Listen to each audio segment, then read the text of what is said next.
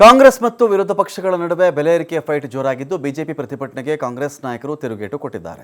10 ವರ್ಷಗಳಾದಮೇಲೆ ಬೆಲೆ ಏರಿಕೆ ಬಗ್ಗೆ ಮಾತಾಡ್ತಾ ಇದ್ದಾರೆ ಬಿಜೆಪಿಯವರು. ಹಣದುಬ್ಬರ ಬೆಲೆ ಏರಿಕೆಗೆ ಯಾರಪ್ಪ ಕಾರಣ?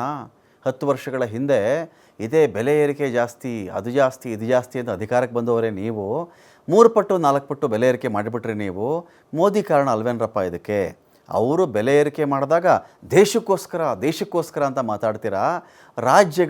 ರಾಜ್ಯಗಳಲ್ಲಿ ₹1 ₹2 ಬೆಲೆ ಜಾಸ್ತಿ ಆಗಿಬಿಟ್ರೆ ಇವಾಗ ರಾಜಕೀಯ ಬಂದುಬಿಡುತ್ತಾ ಇಲ್ಲಿ?